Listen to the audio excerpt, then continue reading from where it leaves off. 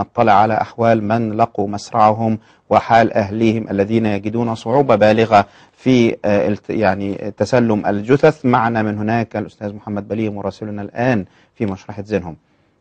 على ايدين الشرطه والجيش نعم. ومن امبارح والجثه موجوده هنا من امبارح.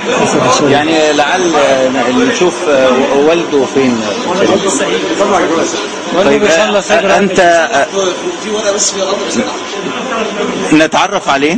سعيد توفيق. أستاذ سعيد، أنت قلت لي قبل التسجيل مباشرة أنك رأيت محمد في ميدان التحرير بالأمس بعد صلاة العشاء، فمات قتل، وإذا كنت رأيت جثته فكيف كانت القتلة؟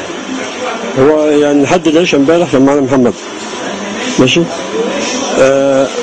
بدأ في ميدان التحرير امبارح من بعد الساعة 1 كده بدأ يتضرب ضرب نار، وبدأ يعملوا دخان ويضربوا ضرب النار حي،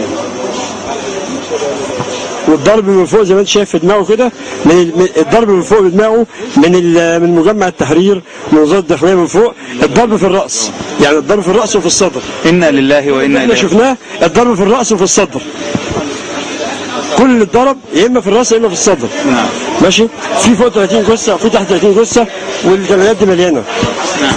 إنا لله وإنا إليه راجعون. محمد هيت، أسأل الله سبحانه وتعالى أن يكونوا من الشهداء. عشان المشايخ اللي قاعدين بيفتوا وقاعدين في التكييفات بيقولوا ما حدش ينزل لحد ما 33 يبقى 330.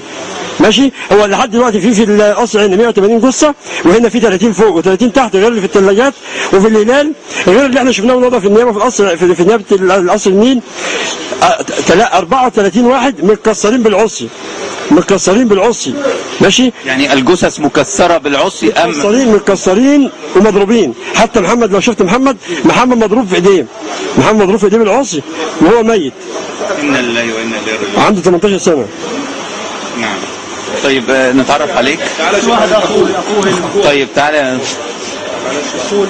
عظم الله أجرك، وأسأل الله سبحانه وتعالى أن يتقبل محمد من الشهداء. نتعرف عليك. اسمك إيه؟ اسمي أحمد. أحمد، يعني إيه اللي تعرفه عن مقتل محمد ومتى قتل وكيف كانت جثته؟ ماذا رأيت فيها؟ مع احترامي كلام حضرتك، أول حاجة ابتدي بيها أقول حسبي الله ونعم الوكيل. حسبنا الله. أنا محمد أخويا كان واقف في الميدان واخد طلقة هنا كده وطلقة معدية من هنا كده حضرتك، وطلقة الميدان يا أحمد خارجة من إيديه. كنت في الميدان؟ لا ما كنتش موجود. محمد بس اللي محمد كان هناك. محمد ما كانش نازل يتظاهر كمان. نعم. ما كانش نازل يتظاهر، هو كان نازل يدور على أصحابه بس. هو ده كل اللي حصل. جالي تليفون في البيت وقالوا لي أخوك في المستشفى. نعم. جالي تليفون وقال لي اخوك في المستشفى احمد ماهر. عقبال لما رحت المستشفى كان سر لله طلع. الله اعلم بقى يعني. مستشفى يا احمد لقيت محمد في اي مستشفى؟ مستشفى احمد ماهر في شارع بورسعيد، السيده زينب. أسأل الله أن يتقبلوا من الشهداء، ويعني عظم الله أجركم وتقبل الله ميتكم في الشهداء. أرجو من حضرتك يعني لو تقدر تعمل أي حاجة أو تقدر تجيب حق أخويا أو حق أي شهيد مات أو اتصاب أو أي حاجة. نداءك إلى كل مسؤول في مصر. بجد يا جماعة، إحنا لازم نقف جنب بعضينا ولازم نبقى كلنا مع بعضينا. يعني الناس كلها اللي ماتت دي حرام دمها يروح حضر، حرام يبقى فيه 20 جثة وناس قاعدة عمالة بتعبي في فلوس. حرام والله. الناس كلها تعبت ومحدش حاسس بينا. مين هيحس بينا؟ إذا كان احنا زي بعض ومصريين ومش بنحس ببعض، كل واحد بيقول يلا مصلحتي وبس. محدش ولا بيحس بحد ولا حد بيسأل على حد. عظم الله أجرك وأحسن الله عزك. لازم حسبنا الله ونعم الوكيل. نعم. حسبنا الله ونعم الوكيل. عايزين نخش الثلاجة اللي جوه دي.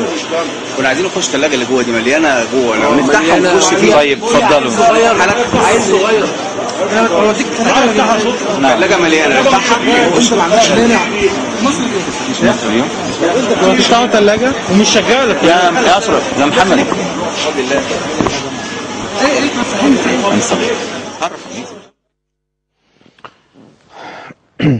أعزائي المشاهدين، بعد هذا البث المباشر من مشرحة زينهم والذي